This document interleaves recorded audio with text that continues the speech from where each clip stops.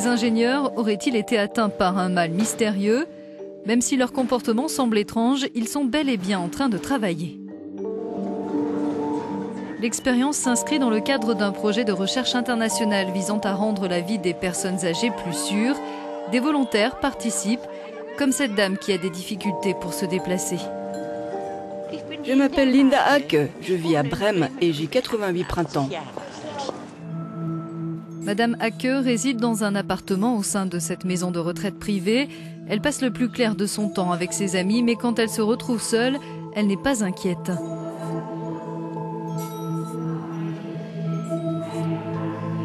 Un dispositif de surveillance intelligent installé en hauteur dans la pièce garde un œil sur elle.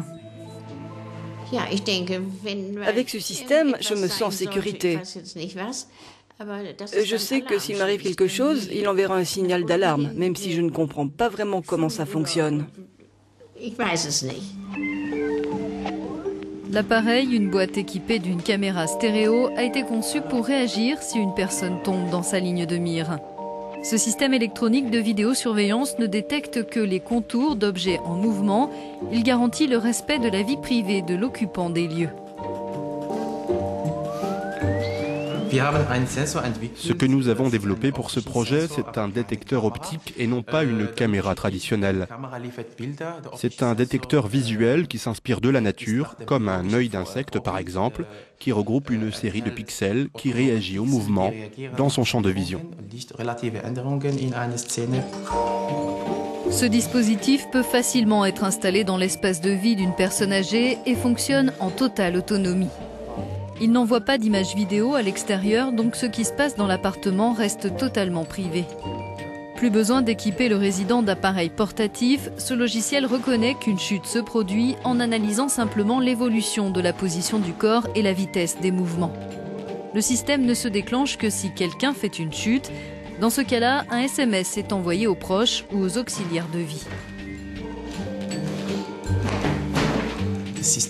On a entraîné notre logiciel à réagir à plus de 1200 chutes différentes en utilisant des algorithmes qui s'appuient sur les réseaux de neurones artificiels. Le système apprend de ces exemples et donc aujourd'hui on peut l'utiliser dans la réalité pour détecter des chutes grâce à un dispositif autonome.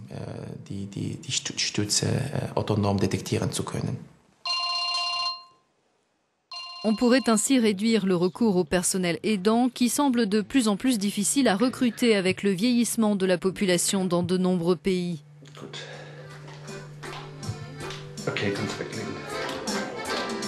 Dans cette maison de retraite de Brême, 3 appartements sont d'ores et déjà équipés de ce dispositif de vidéosurveillance nouvelle génération.